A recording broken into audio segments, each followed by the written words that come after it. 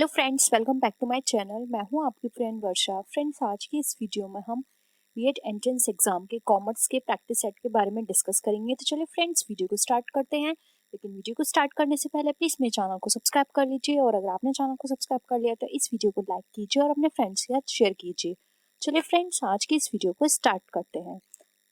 Are the users of accounting information, यानी कि जो अकाउंटिंग इन्फॉर्मेशन होती है उसका यूजर कौन होता है, यानी कि कौन उसको यूज करता है। एक ओनर, फाइनेंशियल इंस्टीट्यूशन, बैंक्स, यानी ऑल ऑफ द अबव।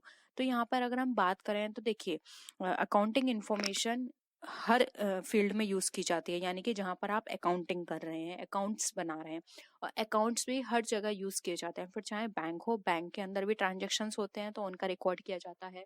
अगर किसी बिजनेस की बात की जाए तो उसके अंदर जो भी ट्रांजेक्शन्स होंगे उसका रिकॉर्ड किया जाएगा। इवन अगर आप देखते हैं कि कोई घर मतलब किसी घर में हम अब कोई ट्रांजेक्शन्स करते हैं, बाजार से कुछ परचेस करके लाते हैं, तो उसका भी हम रिकॉर्ड रखते हैं। वैसे कहने को वो रिकॉर्ड हमारे काम नहीं आते हैं, क्योंकि वो रिकॉर्ड किसी को बाहर शो नहीं किए जाते, लेकिन ये वाले रिकॉर्ड शो करना जरूरी होता है, क्योंकि यहाँ पर पब्लिक का पैसा लगा होता है, वो कंपनी के अंदर इन्वेस्ट करते हैं। लेकिन ये आपको एक समझाने के तौर पर था कि कोई भी सेक्टर हो, कोई भी फील्ड हो, ट्रांजैक्शंस हर जगह होते हैं और उनका रिकॉर्ड किया जाता है। तो हम ये नहीं कह सकते कि ये सिर्फ इसके लिए यूजफुल है या इसके लिए यूजफुल है, वो सबके लिए यूजफुल होते हैं। इसलिए इसके according owners, financial institution, banks, इन सभी के लिए यूजफुल रहेगी अकाउंटिंग इन्फॉर्मेशन। इसलिए ऑप्शन डी यानी कि 4 हमारा राइट आंसर हो जाएगा, all of the above. I hope ये क्वेश्चन आपको क्लियर हुआ होगा। नेक्स्ट क्वेश्चन पे आते हैं। कैपिटल ऑफ बिजनेस इज, यानी कि जो बिजनेस की कैपिटल है वो क्या है।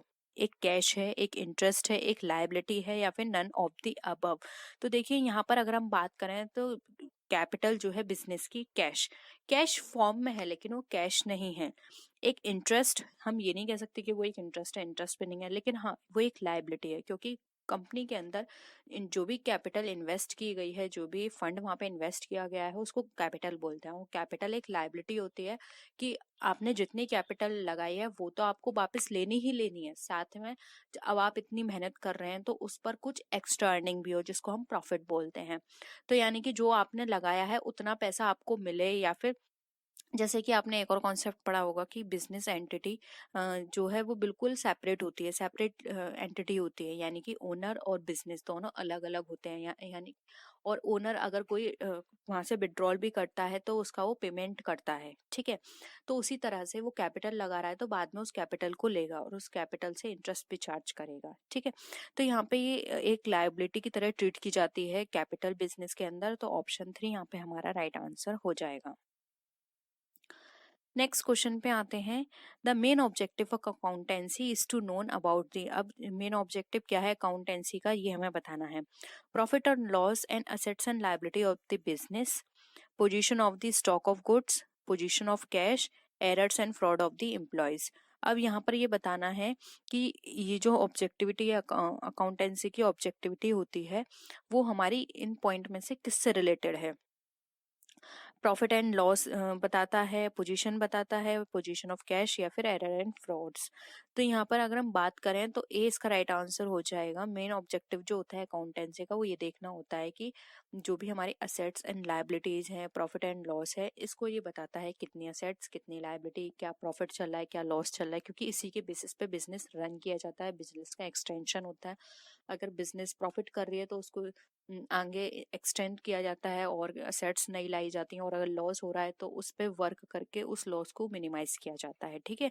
तो ऑप्शन ए यहाँ पे हमारा क्या हो जाएगा, राइट आंसर हो जाएगा। नेक्स्ट आते हैं। Accounting standard 6 related to depreciation is recommended for use bye.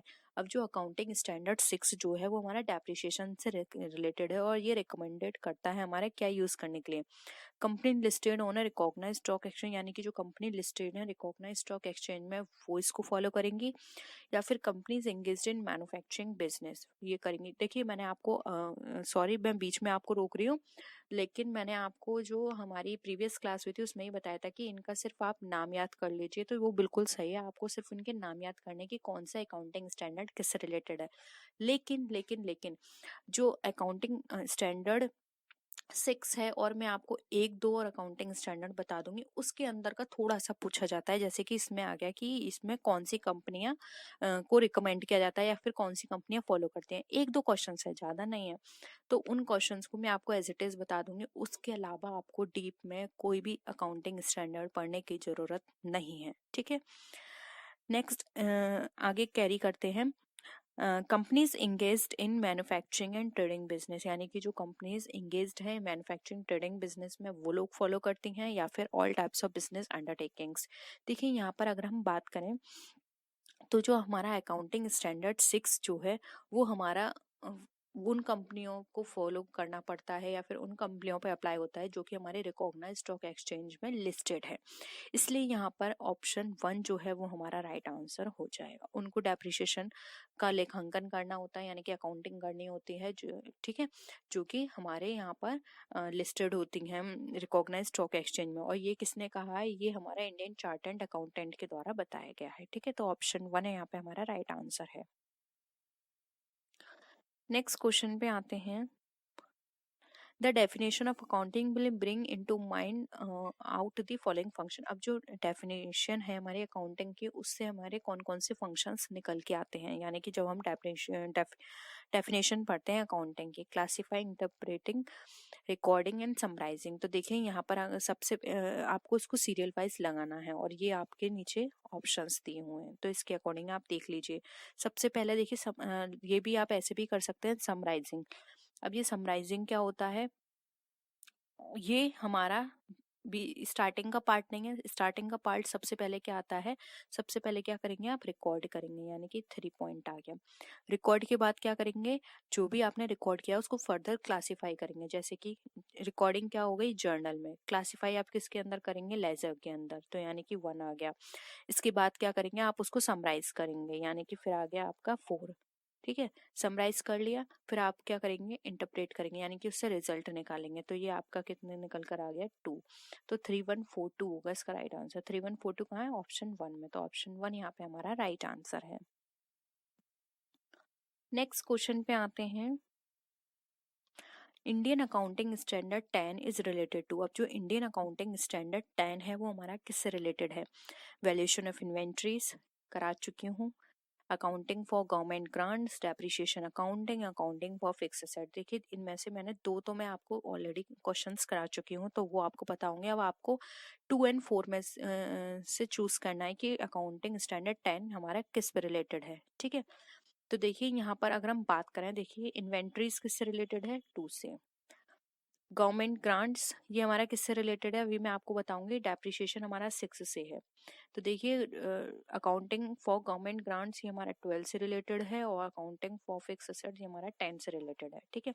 तो इसका answer option D right answer हो जाएगा। अकाउंटिंग फॉर फिक्स एसेट्स हमारा अकाउंटिंग स्टैंडर्ड 10 पे फॉलो होता है। नेक्स्ट है the objective of a business organisation do not include. अब बिजनेस ऑर्गेनाइजेशन का जो ऑब्जेक्टिव है उसमें क्या क्या इंक्लूड नहीं किया जाता? Maximisation of total investment, maximisation of profit, maximisation of sales, या फिर सर्वाइवल।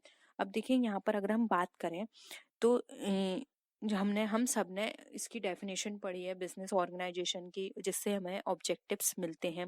तो देखिए यहाँ पर बात की जा रही है मैक्सिमाइजेशन ऑफ प्रॉफिट की, ये बिल्कुल सही है। मैक्सिमाइजेशन ऑफ प्रॉफिट की बात की जाती है बिजनेस ऑर्गेनाइजेशन के अंदर। मैक्सिमाइजेशन ऑफ सेल की भी बात की जाती है, और यहाँ पे सर्वाइवल की भी बात की जाती है। लेकिन यहाँ पे मैक्सिमाइजेशन ऑफ टोटल इन्वेस्टमेंट की बात नहीं की जाती, क्योंकि टोटल इन्वेस्टमेंट में को मैक्सिमाइज करने से कोई फायदा नहीं है। प्रॉफिट को मैक्सिमाइज करने से क्या होता है? वो ज़्यादा से ज़्यादा बिजनेस हमारा ग्रोथ करेगा। सेल मैक्सिमाइज करने से प्रॉफिट ज़्यादा होगा। सर्वाइवल से क्या होगा कि कुछ कंपनीज ऐसी होती हैं जो अच्छा अर्न नहीं कर पाती हैं, तो उनके लिए कॉन्सेप्ट कौन सा फॉलो किया जाता है? सर्वाइवल का, यानी कि वो इतना तो अर्न कर लें कि वो सर्वाइव कर पाए मार्केट के अंदर। जो भी अदर कॉम्पिटिटर्स हैं उनके सामने वो सर्वाइव कर पाए, उस तरह की सिचुएशन उनके साथ फॉलो होती है। तो यहाँ पे जो बिजनेस ऑर्गेनाइजेशन का जो ऑब्जेक्टिव फॉलो नहीं होगा वो होगा option number 1, maximisation of total investment. I hope यहाँ तक आपको प्लीज़ ये क्वेश्चन समझ में आ रहे होंगे, और क्वेश्चन समझ में आ रहे हैं तो प्लीज़ वीडियो को लाइक कीजिए, अपने फ्रेंड्स के साथ जरूर शेयर कीजिए प्लीज़। स्टार्ट करते हैं next question. Accounting standard in India prescribed bye. अब जो अकाउंटिंग स्टैंडर्ड है इंडिया में वो किसके द्वारा प्रिस्क्राइब किया गया है? Securities and exchange board of India, company law board, institute of cost and work accounting या फिर institute of chartered accountant of India. तो देखिए securities and exchange board of India ये हमारी किसके बारे में बात करता है? ये स्टॉक एक्सचेंज से रिलेटेड होता है। कंपनी लॉ बोर्ड हमारे कंपनी से रिलेटेड नियम बताता है।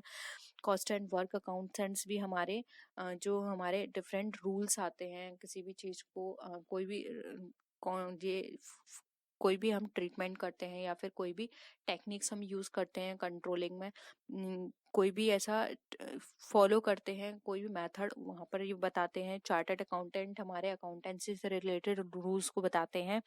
तो जो अकाउंटिंग स्टैंडर्ड है ये हमारा बताया गया है किसके द्वारा? ये बताया गया है कंपनी लॉ बोर्ड के द्वारा, सॉरी चार्टर्ड अकाउंटेंट के द्वारा, क्योंकि मैंने अभी आपको ऊपर भी बताया था कि चार्टर्ड अकाउंटेंट हमारा ये सारे रूल्स बताता है कि स्टैंडर्ड 10 किससे अप्लाई होगा, स्टैंडर्ड 10 के अंदर क्या क्या रूल्स होंगे, 6 के अंदर क्या क्या रूल्स होंगे, ये सब चार्टर्ड अकाउंटेंट के द्वारा डिफाइन किए जाते हैं।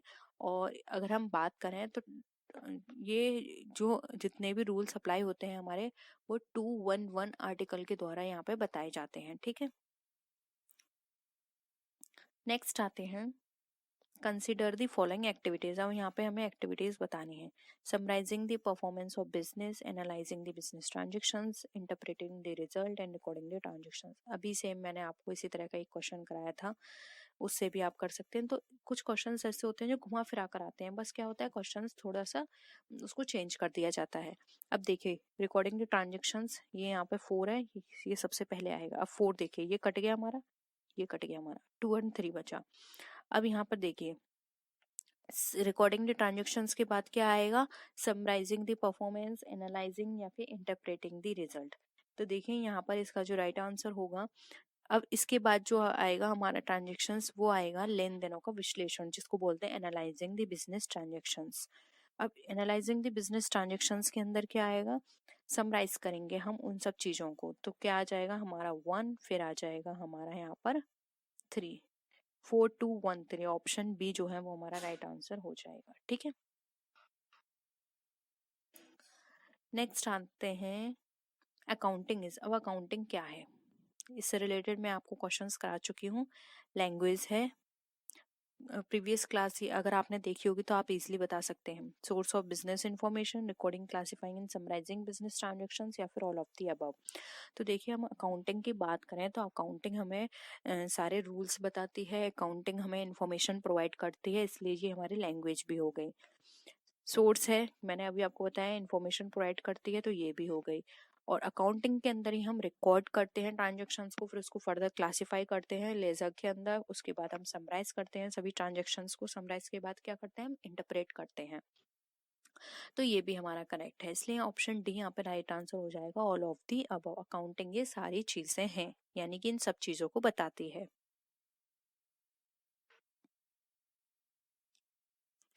नेक्स्ट है the chartered accountant act was passed in. Again ये रिपीट हो रहा है, और ये मत सोचिए कि मैंने क्वेश्चन ये ऐसे ही डाल दिया है। ये क्वेश्चन मैंने आपको ये दिखाने के लिए डाला है क्योंकि ये क्वेश्चन आपका टीजीटी 2011 में भी आया है, यही क्वेश्चन आपका 2012 में भी आया है, यही क्वेश्चन आपका 2003 एंड 4 के अंदर भी आया है। ठीक है, काफी बार ये क्वेश्चन रिपीट हुआ है, इसीलिए हम ज्यादा से ज्यादा उन क्वेश्चंस को रिवाइज करेंगे, जिससे कि रिवीजन करके भी हमें ये सारी चीजें क्या हो जाएंगी, लर्न हो जाए। तो अब देखिए यहाँ पर आपको इजीली याद होगा 48 है, 49 है, 50 है या फिर 51 है। तो ये जो एक्ट हमारा पास हुआ ये हमारा पास हुआ था यहाँ पे 49 में, तो ऑप्शन 2 यहाँ पे हमारा राइट आंसर हो जाएगा। नेक्स्ट है accounting standard 3 is in respect of. Accounting standard 3 जो है वो हमें क्या बताता है? Fund flow statement, cash flow statement, financial ratio या फिर नन ऑफ द अबव। तो देखिए अकाउंटिंग स्टैंडर्ड 3 जो है वो हमें यहाँ पे बताता है क्या? कैश फ्लो स्टेटमेंट के बारे में। फर्स्ट क्या है, रिवीजन करिए, disclosure of accounting policy, 2 inventories, 3 cash flow statement, 4 contingency events, 5 prior period, 6 depreciation. इस तरह से आपको याद रखना है। ठीक है, तो यहाँ 2 क्या हो गया? Cash flow statement. नेक्स्ट है 8। अब देखिए यहाँ पर 8 आया है, accounting standard 8। Valuation of inventory ये 2 हो गया तो ये हट गया। फिक्स असेट्स ये हमारा 10 से रिलेटेड है। Accounting for research and development, depreciation accounting, ये भी आप इजीली कर लेंगे। डेप्रिसिएशन 6 है तो बचा क्या 8, रिसर्च एंड डेवलपमेंट, तो 3 यहाँ पे हमारा क्या है, राइट आंसर है। नेक्स्ट है net worth of a business man mean. अब बिजनेस के अंदर जो नेटवर्थ होती है उसका क्या मतलब होता है, इक्विटी कैपिटल से, टोटल एसेट्स से, fix assets minus current liability, या फिर total assets minus total liabilities से। तो यहाँ पे अगर हम नेटवर्थ की बात करें तो देखिए नेटवर्थ में यहाँ पर जो इसका मतलब होता है वो होता है यहाँ पे हमारा ऑप्शन नंबर क्या होगा, बताइए कमेंट सेक्शन में जल्दी से बताइए। आपको मैं 2 मिनट का टाइम दे रही हूँ, जल्दी बताइए। देखिए नेटवर्थ की बात की जा रही है, ये याद रखिएगा नेटवर्थ है इसके अंदर। देखिए नेटवर्थ हमारा जब हम जो भी हमारी टोटल असेट्स होती हैं उसमें से जो भी हमारे आउटसाइडर, इनसाइडर नहीं आउटसाइड की जो भी हमारी लाइबिलिटीज होती हैं, एक्सटर्नल लाइबिलिटीज होती हैं, उनको हम माइनस कर देते हैं तो जो भी रिमेनिंग हमारे पास फंड बचता है वो हमारा नेटवर्थ कहलाता है। ठीक है, तो ऑप्शन 4 यहाँ पे हमारा क्या हो जाएगा, राइट आंसर हो जाएगा। What is the main function of finance commission in India, यानी कि भारत में वित्त आयोग का प्रधान कार्य क्या होता है, मेन फंक्शन क्या होता है। Revenue distribution between centre and state, यानी कि केंद्र और राज्यों के बीच राजस्व का वितरण करना, या फिर प्रिपेयरिंग एन एनुअल बजट, यानी कि जो एनुअल बजट है उसको तैयार करना, advising the president on financial matters, यानी कि जो वित्तीय मामले हैं उस पर राष्ट्रपति को सलाह देना, या फिर allocation of funds to the ministry of union states, यानी कि जो संघ और के मंत्रालय जो भी राज्य की निधि है उनका विनिधान करना। तो फ्रेंड्स अगर हम यहाँ पे बात करें कि वित्त आयोग का क्या काम है, तो फ्रेंड्स जैसे कि हमें पता है कि फाइनेंस का क्या काम होता है, फंड प्रोवाइड करना, फंड का अच्छे से एलोकेशन करना। तो यहाँ पे ऑप्शन हमारा फर्स्ट करेक्ट है, सेंटर और स्टेट दोनों में हमारे जो भी हम रेवेन्यू डिस्ट्रीब्यूट करेंगे वो इसका मेन काम होगा। तो यहाँ पे ऑप्शन 1 हमारा करेक्ट है। नेक्स्ट क्वेश्चन पे आते हैं।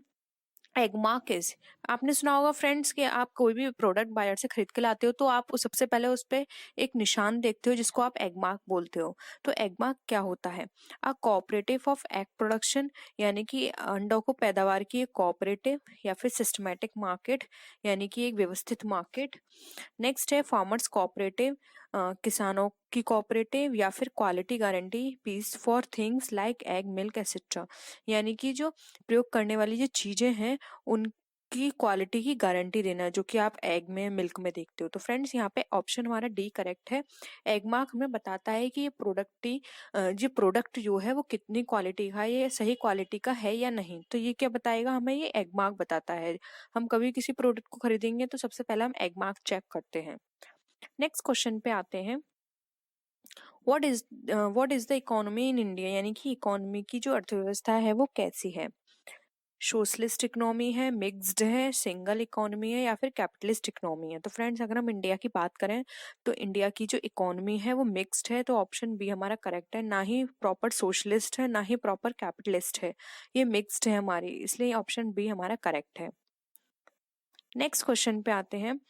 In 1995 they were nationalised by joining the presidency bank of Bengal, Madras and Bombay. One bank were also renamed, what is the name of the bank, यानी कि फ्रेंड्स 1955 में बंगाल, मद्रास और बम्बई बैंक को मिलकर प्रेसिडेंसी बैंक बनी थी जिसका राष्ट्रीयकरण किया गया। और ये एक बैंक बनी थी, इसके बाद जो प्रेसिडेंसी बैंक का राष्ट्रीयकरण किया गया था उसको एक नया नाम दिया गया, वो नाम क्या है। पंजाब नेशनल बैंक है, सिंडिकेट बैंक है, स्टेट बैंक ऑफ इंडिया है, या फिर पंजाब एंड सिंध बैंक है। तो फ्रेंड्स ये 3 प्रेसिडेंसी बैंक बनी थी हमारी, और इन प्रेसिडेंसी बैंक को नेशनलाइज करने के बाद एक बैंक स्टैब्लिश की गई थी जिसको नाम दिया गया था स्टेट बैंक ऑफ इंडिया, जिसको हम बोलते भी हैं कि स्टेट बैंक ऑफ इंडिया की जो स्टैब्लिशमेंट है वो 1955 में हुआ है। तो ऑप्शन सी हमारा करेक्ट है। नेक्स्ट क्वेश्चन पे आते हैं। What is the currency followed by the Commerce Bank to maintain the reservations to assets ratio, यानी कि जो वाणिज्यिक बैंक होते हैं उनके द्वारा जो बट्टा आरक्षण संपत्ति के अनुपात में बनाए रखने के लिए उधार ली गई मुद्रा क्या कहलाती है, यानी कि साथ में जो मुद्रा लेते हैं उसको क्या बोलते हैं। हॉट मनी बोलते हैं, सॉफ्ट मनी बोलते हैं, कॉल मनी बोलते हैं, या फिर none of these.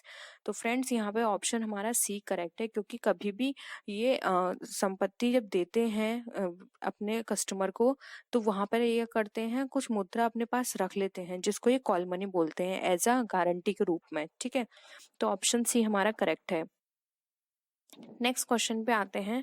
The government of India adopted the family planning programme at the national level in the following year. यानी कि जो गवर्नमेंट है उसने family planning programme national level पे अडॉप्ट किया था, तो वो टाइम पीरियड कौन सा था?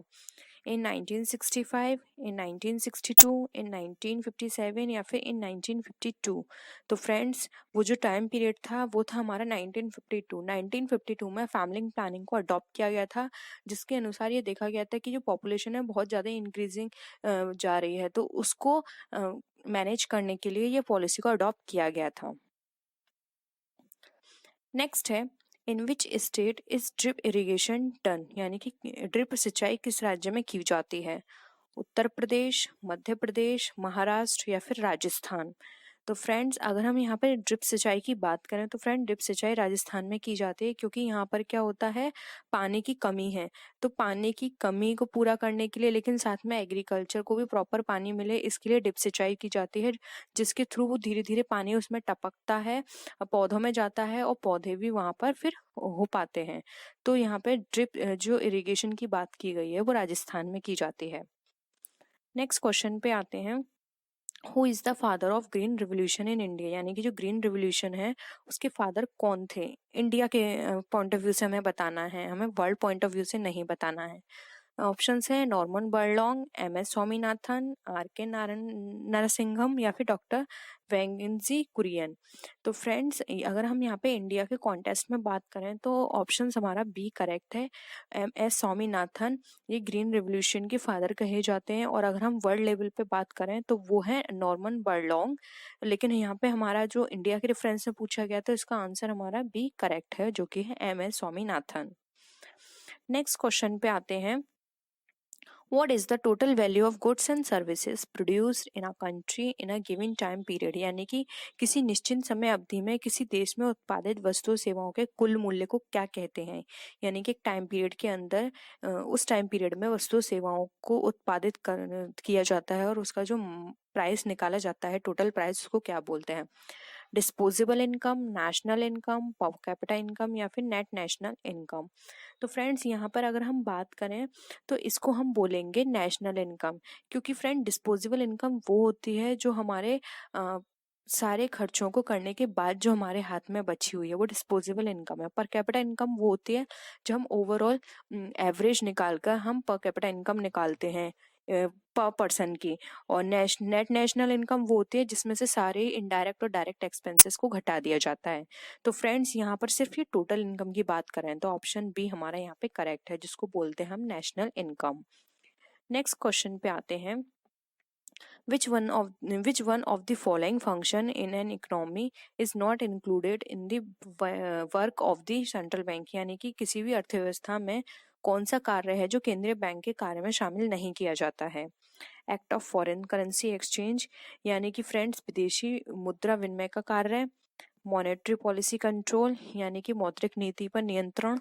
गवर्नमेंट स्पेंडिंग कंट्रोल, यानी कि सरकारी खर्च पर नियंत्रण। या फिर एक्ट एज बैंकर्स बैंक, यानी कि बैंकर के बैंक के रूप में कार्य करना। तो फ्रेंड्स यहाँ पर आप याद रखिए कि यहाँ पे नॉट दिया हुआ है, वर्ड नॉट इंक्लूडेड। अगर यहाँ पे नॉट नहीं होता तो हमारा आंसर कुछ और होता। तो यहाँ पर हमें नॉट दिया हुआ है, तो वो है गवर्नमेंट स्पेंडिंग कंट्रोल, यानी कि जो गवर्नमेंट है उसके खर्चों पर नियंत्रण करना। ये आरबीआई का काम नहीं है, किसी भी सेंट्रल बैंक का काम नहीं है। इसका काम होता है बैंकर के बैंक के रूप में कार्य करना, मॉनेटरी पॉलिसी को कंट्रोल करना और फॉरेन करेंसी को एक्सचेंज करना। तो यहाँ पे ऑप्शन सी हमारा करेक्ट है। नेक्स्ट है, what is brown revolution called? यानी कि भूरी क्रांति जो होती है वो किसे कहा जाता है? डेवलपमेंट ऑफ वाटर इंडस्ट्री, यानी कि चारा उद्योगों का विकास।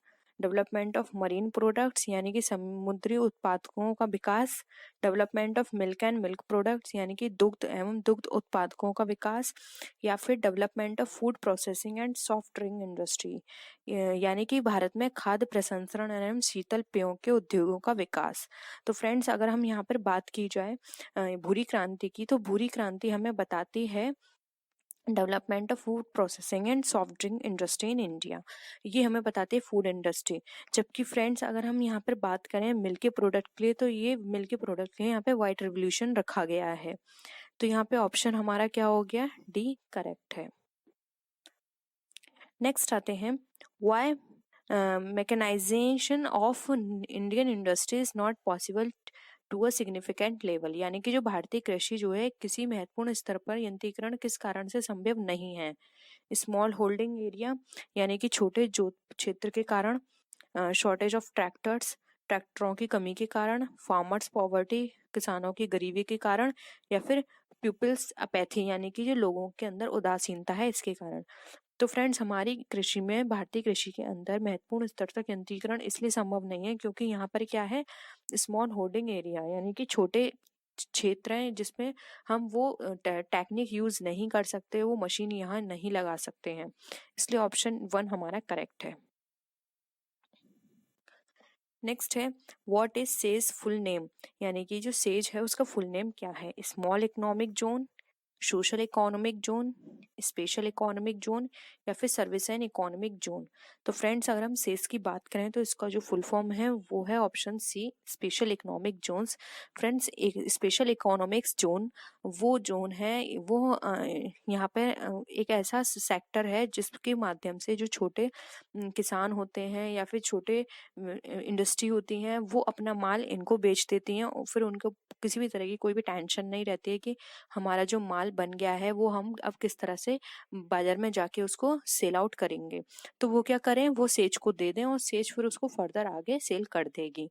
तो ये सेज जो है वो हेल्प करती है उनके माल को बिकवाने में। ये सेज का जो एक ऑफिस है या हम बोल सकते हैं इंडस्ट्री है, ये एक नोएडा में भी है जो कि बहुत ही हेल्पफुल है। और जो भी किसान हैं जो अपना माल बेच नहीं सकते हैं, वो इतने कैपेबल नहीं है कि खुद बाहर जाएं दूसरे देश में वहां जाके अपने माल बेचें, तो वो सेज को अपना माल बेच सकते हैं और उससे अपनी जो भी उनकी कॉस्ट लगी है वो उसको ले सकते हैं।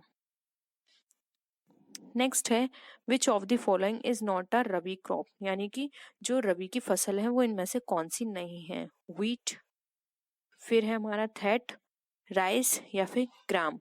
तो फ्रेंड्स, हमारा अगर हम यहाँ पे बात करें इसकी रबी क्रॉप की यहाँ पर, तो फ्रेंड्स राइस जो है वो हमारा रबी क्रॉप के अंदर नहीं आता है, जबकि बाकी के ऑप्शंस जो हैं वो हमारे रबी क्रॉप के अंदर आते हैं। नेक्स्ट है, who was the first chairman of planning commission, यानी कि योजना आयोग के प्रथम अध्यक्ष कौन थे। पंडित जवाहरलाल नेहरू, केसी नियोग, प्रोफेसर पीसी महालनोबिस, या फिर डॉक्टर राजेंद्र प्रसाद। तो फ्रेंड्स, अगर हम योजना आयोग के अध्यक्ष की बात करें तो जो इसके प्रथम अध्यक्ष थे वो थे पंडित जवाहरलाल नेहरू। ये इसके पहले अध्यक्ष थे। नेक्स्ट है, consumer goods for which the government spends the maximum amount, यानी कि वह उपभोक्ता वस्तु जिसके आयात के लिए सरकार महत्तम राशि खर्च करती है वो क्या है। फूड इंग्रेडिएंट है वो, यानी कि खाद्य पदार्थ, पेट्रोलियम प्रोडक्ट्स है यानी कि हमारे पेट्रोलियम पदार्थ, मिनरल्स हैं यानी कि खनिज पदार्थ, या फिर केमिकल सब्सटेंस है जिसको हम रासायनिक पदार्थ भी बोलते हैं। तो फ्रेंड्स, ऐसे कौन से इसमें हमें बताना है जिसके ऊपर सरकार सबसे ज्यादा खर्च करती है राशि। तो फ्रेंड्स, वो है पेट्रोलियम प्रोडक्ट्स, क्योंकि और सारे प्रोडक्ट्स काफी सारे हमारे यहाँ ही होते हैं इंडिया के अंदर, लेकिन बहुत सारे ऐसे होते हैं कि हम उन्हें बाहर से मंगाते हैं, तो सबसे ज्यादा जो खर्चा किया जाता है वो किया जाता है पेट्रोलियम प्रोडक्ट पे। नेक्स्ट क्वेश्चन पे आते हैं, which of the following is not a direct tax, यानी कि इसमें से कौन सा डायरेक्ट टैक्स नहीं है। Property tax, occupational, sales tax, या फिर कॉरपोरेशन टैक्स। तो फ्रेंड्स, अगर हम यहाँ पे बात करें डायरेक्ट टैक्स की, तो फ्रेंड्स सेल टैक्स जो है ये हमारा डायरेक्ट टैक्स नहीं आता है, ये हमारा क्या है, ये इनडायरेक्ट टैक्स है। तो सेल टैक्स इसका ऑप्शन करेक्ट है। नेक्स्ट है the 10th 5 year plan aims to, यानी कि 10वीं पंचवर्षीय योजना थी, उसका क्या उद्देश्य था? डेवलपमेंट ऑफ ह्यूमन रिसोर्स, यानी कि ह्यूमन रिसोर्स का डेवलपमेंट करना। सोशल जस्टिस, यानी कि सामाजिक न्याय। Employment in agriculture and allied sector, यानी कि कृषि तथा संबद्ध क्षेत्र में रोजगार। या फिर इकोनॉमिक डेवलपमेंट, जिसको हम बोलेंगे आर्थिक विकास। तो फ्रेंड्स, अगर 10वीं योजना की बात करें तो इसका जो मेन ऑब्जेक्ट था वो था डेवलपमेंट ऑफ ह्यूमन रिसोर्स, यानी कि जो ह्यूमन रिसोर्स है उसका डेवलपमेंट करना, उनको और अच्छी अपॉर्चुनिटी प्रोवाइड करना, ट्रेनिंग एंड डेवलपमेंट उनके लिए देना। तो यहाँ पे ऑप्शन ए हमारा करेक्ट है। नेक्स्ट है in which scheme Panchayati Raj were proposed, यानी कि पंचायती राज किस योजना में प्रस्तावित हुआ? फर्स्ट, सेकेंड, थर्ड या फोर्थ? तो फ्रेंड्स, अगर हम पंचायती योजना की बात करें, इनको प्रस्तावित किया गया था तो वो थी सेकेंड पीरियड में पंचायती राज प्रपोज्ड हुआ था हमारा सेकेंड स्कीम के अंदर, जो कि सबसे पहले अगर हम बात करेंगे पंचायती राज कहाँ आया था, तो सबसे पहले आया था ये राजस्थान में।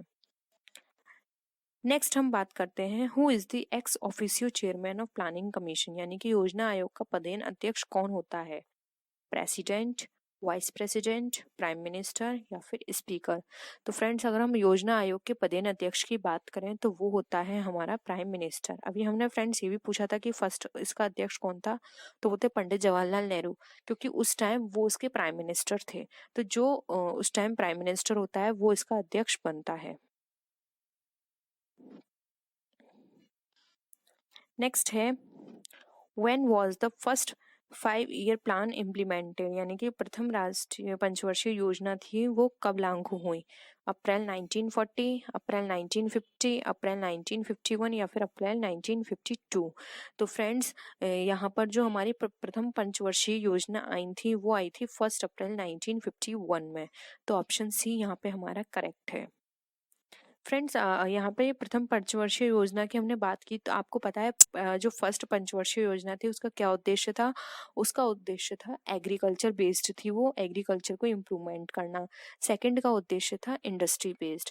एंड थर्ड का जो उद्देश्य था वो ये था कि जो एग्रीकल्चर एंड जो इंडस्ट्री है उनको ही आगे और इम्प्रूव करना। तो आपको ये उद्देश्य अच्छे से पढ़ने हैं, ये उद्देश्य बहुत पूछे जाते हैं कि इस प्लानिंग का या फिर इस 5 ईयर प्लान का क्या उद्देश्य है, ये बताइए।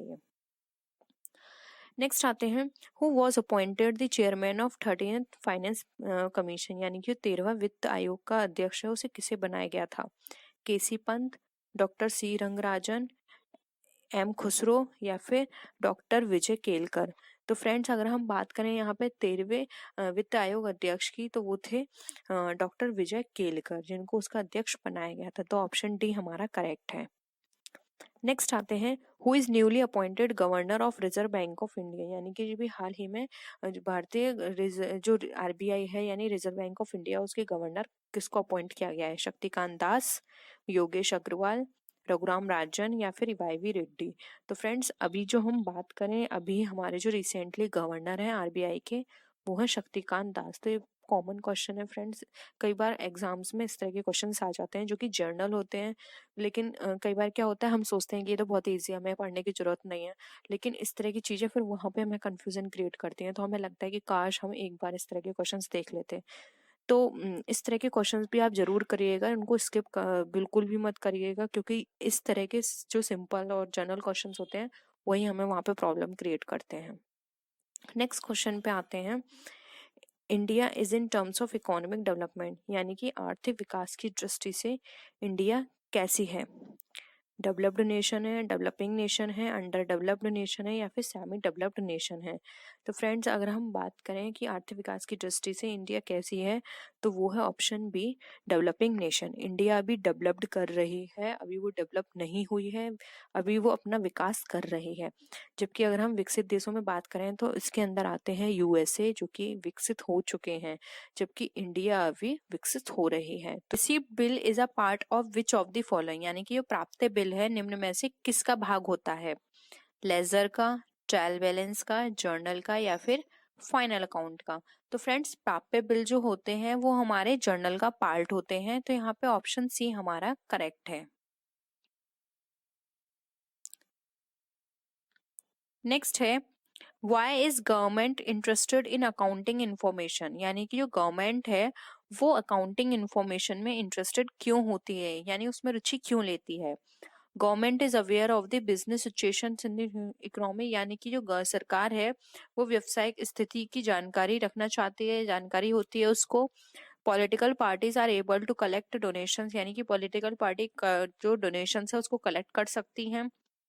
फॉर हाई टैक्सेशन के लिए, या फिर for tax assessment and defence policy determination, यानी कि कर निर्धारण या फिर रक्षा नीति निर्धारण हेतु।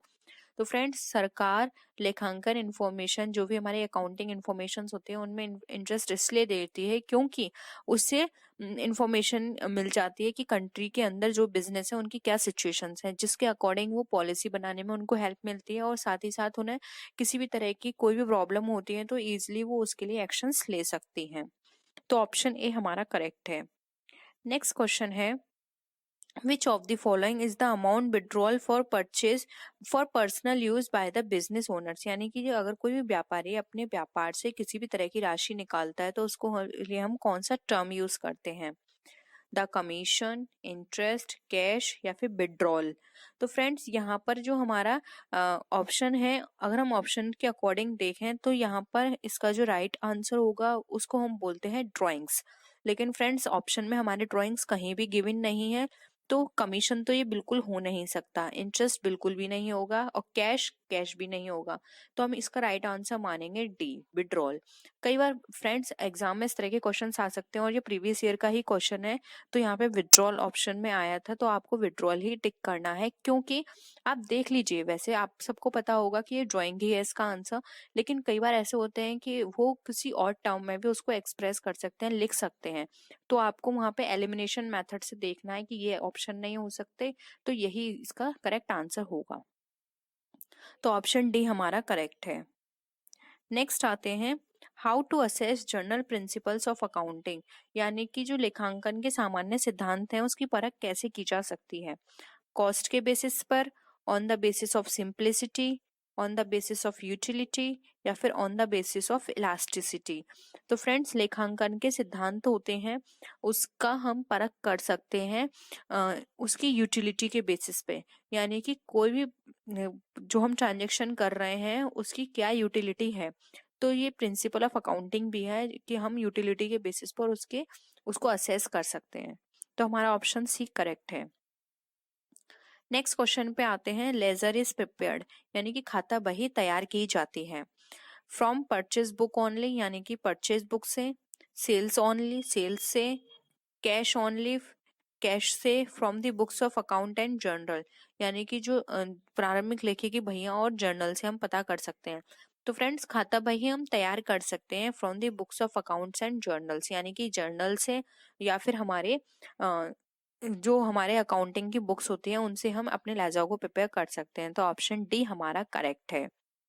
नेक्स्ट क्वेश्चन पे आते हैं, the process of capital formation depends, यानी कि जो कैपिटल फॉर्मेशन है उसकी प्रोसेसिंग किस पर डिपेंड करती है। नेशनल इनकम पे, at the expense, on foreign add, या फिर वी सेविंग। तो फ्रेंड्स, अगर हम बात करें कैपिटल फॉर्मेशन की कि वो किस पे निर्भर करती है, तो फ्रेंड्स कैपिटल फॉर्मेशन हमारी निर्भर करती है सेविंग्स पे, कि हम कितना सेव करके चल रहे हैं, क्योंकि सेव करेंगे तभी हमारी कैपिटल फॉर्मेट होगी, उसका फॉर्मेशन होगा।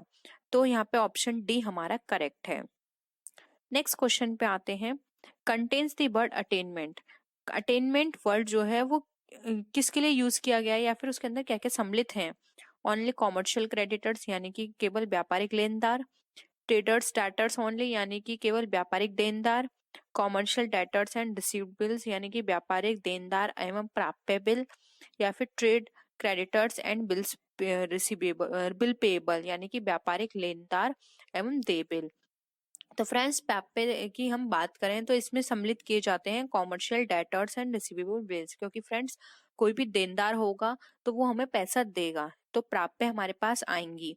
और अगर कोई बिल्स होगा रिसीव्ड जो हमने किया है, तो उससे भी हमारी जो है अटेनमेंट होगा, यानी कि हमारे पास कुछ हम रिसीव करेंगे उनसे। तो ये दोनों ही चीजों को अटेनमेंट के अंदर इंक्लूड किया गया है।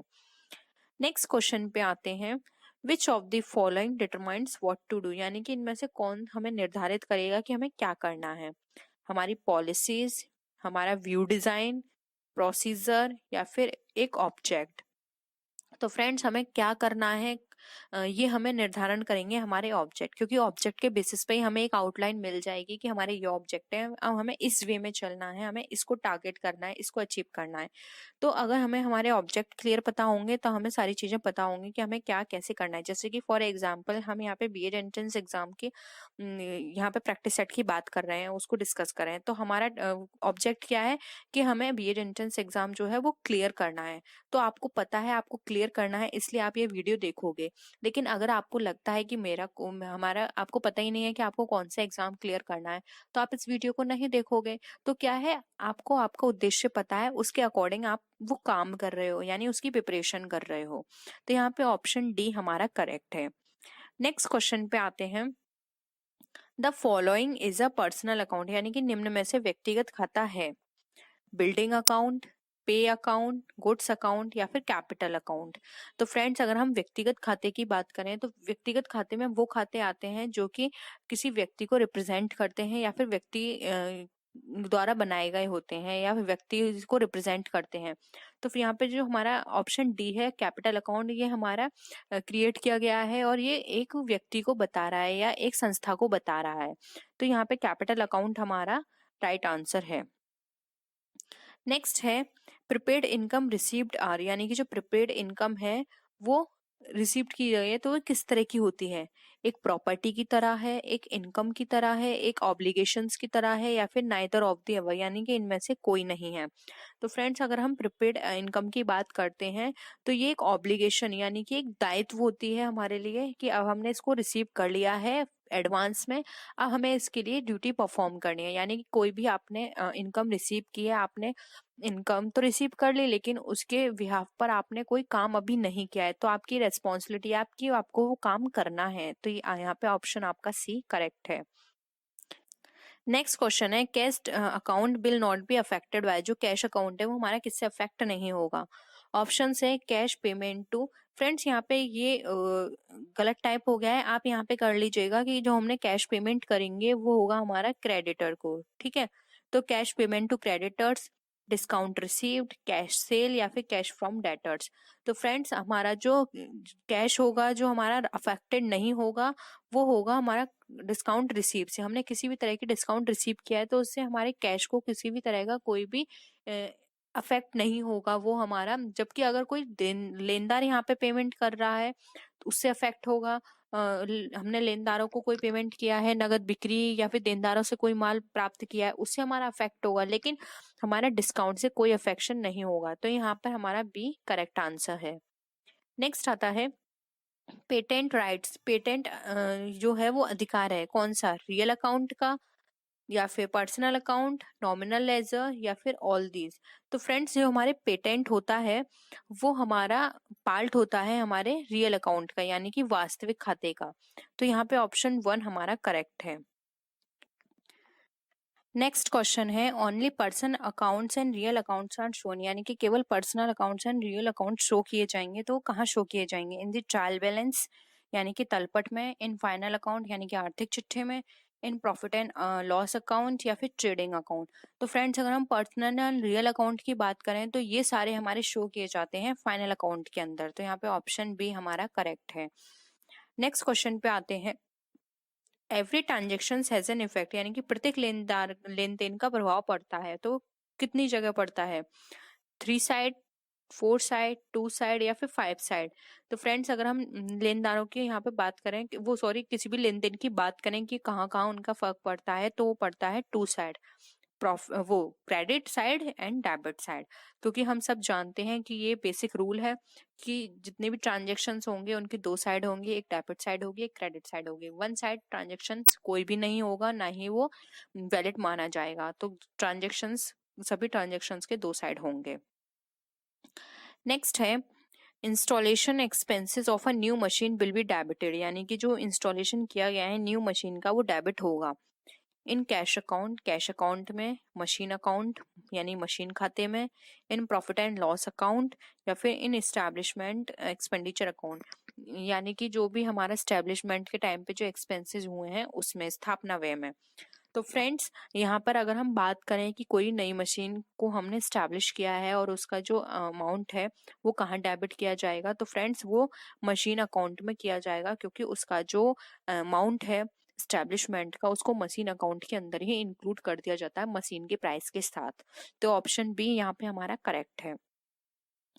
नेक्स्ट है what is the purpose of the business, यानी कि बिजनेस का क्या उद्देश्य है। यूटिलिटी जनरेशन यानी कि उपयोगिता सृजन, मेकिंग अ प्रॉफिट लाभ कमाना, सोशल रेस्पॉन्सिबिलिटी सामाजिक उत्तरदायित्व, या फिर fulfilment social responsibility while making profit, यानी कि लाभ कमाते हुए सामाजिक उत्तरदायित्व को पूरा करना। यानी कि आप प्रॉफिट तो अर्न कर रहे हो लेकिन साथ में आप सर्विस भी अच्छी दे रहे हो अपनी सोसाइटी को।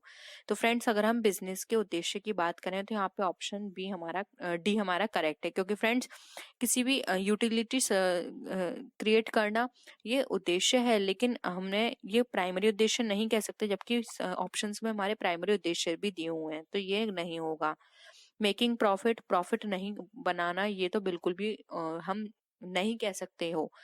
और अगर हम सिर्फ सर्विस की बात करें तो वो भी नहीं है, क्योंकि हर पर्सन बिजनेस करता है प्रॉफिट अर्न करने के लिए। तो ना तो आप प्रॉफिट अर्न करें, ना ही आप पूरी तरह से आप सर्विस बेस्ड हो। आप ऐसा करें कि सर्विस भी अच्छी प्रोवाइड हो सके और आपको भी प्रॉफिट अर्न हो। तो यहाँ पे ऑप्शन डी हमारा बिल्कुल करेक्ट है, जो कि सर्विस की भी बात करता है यहाँ पे, सोशल रेस्पॉन्सिबिलिटी की, और साथ ही साथ प्रॉफिट बनाने की भी बात करता है। तो यहाँ पे ऑप्शन हमारा डी करेक्ट होगा। तो फ्रेंड्स ये थी आज की वीडियो। आई होप आपको वीडियो पसंद आया होगा। वीडियो पसंद आया तो वीडियो को लाइक कीजिए, अपने फ्रेंड्स के साथ शेयर कीजिए, और किसी भी तरह की कोई भी प्रॉब्लम हो तो आप नीचे कॉमेंट सेक्शन में लिख सकते हैं। हम कोशिश करेंगे जल्द से जल्द उसको पूरा करने की। तो फ्रेंड्स नेक्स्ट वीडियो में हम फिर मिलते हैं और भी अच्छी वीडियोज के साथ। तब तक के लिए बाय बाय।